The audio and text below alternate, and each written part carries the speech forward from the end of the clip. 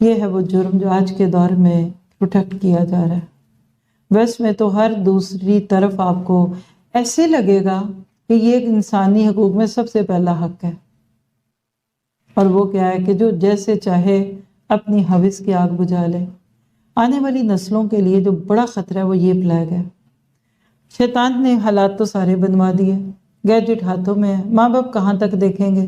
اس وقت اگر آپ ماں باپ ہونے کے ناطے، اس پارے کے ناطے ایک عمل کا نقطہ لیجئے، اگر اپنے بچوں کے دل میں اللہ کا خوف نہیں بھریں گے، تنہائی میں بھی اللہ دیکھ رہا ہے اس کا یقین نہیں دلائیں گے، اور ان کو مہنگے مہنگے گیجٹس دے کر مٹیریلزم کے آئیڈل کی پوجا نہیں کروائیں گے، تو پھر اللہ تعالیٰ ضرور آپ کی نسلوں کی حفاظت کرے گا۔ کب؟ جب آپ سمجھدار، آنکھ کھول کر تربیت کرنے والے ماں باپ ہیں۔ اور جو ماں باپ صرف بچوں کو دے کے بس چھوڑ دو، اب اپنی مرضی، قرآن نہیں پڑھایا، دین نہیں سکھایا اور دوسری چیزوں پہ ڈال دیا، وہ پریشان ہے۔ تو ہم یہاں دعا کرتے ہیں کہ اللہ ہماری نسلوں کو اس قوم لوطیت کے فعل سے نجات دے، اور شیطان جس طریقے سے اس کے لیے راہیں ہموار کر رہا ہے، ہم سب کو اس کے خلاف ایکشن لینے والا بنا دے۔ انہوں نے کہا اے شعیب، تیری اکثر باتیں تمہاری سمجھ میں نہیں آتی، تیرے اور ہمارے بیچ میں تو بہت جنریشن گیپ ہے، تیری ہماری ویو لینتھ ہی نہیں ملتی، اور ہم تجھے اپنے اندر بہت کمزور پاتے ہیں۔ کئی اولادیں ماں باپ سے یہ بات کرتی ہیں۔ حدیث ہے قیامت کے قریب اولادیں نافرمان ہو جائیں گی۔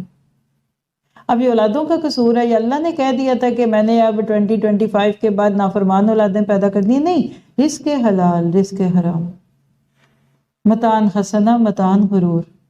اپنے پیرنٹنگ سٹائل کو چیک کیجئے۔ پیرنٹنگ صرف وہ 2-4 سال کے بچے کی نہیں ہوتی، ٹین ایجرز کی بھی پیرنٹنگ ہو رہی ہوتی ہے۔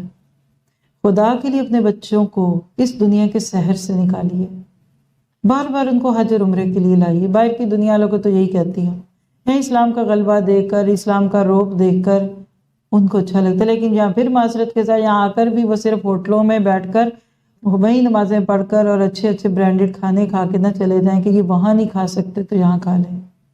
ایک کھا سکتا کھلائیے، میں کھانے سے منع نہیں کرتی، لیکن حرم، مسجد، طواف، پسینے کا آنا، اتنے لوگوں کا دیکھنا، نمازوں کے وقت میں دکانوں کا بند ہونا، یہ چیزیں ان کے دل میں اسلام کی عزت لائیں گی، کیونکہ باہر کئی دفعہ وہ منارٹی ہوتے ہوئے کئی غلط باتیں سن چکے ہوتے ہیں۔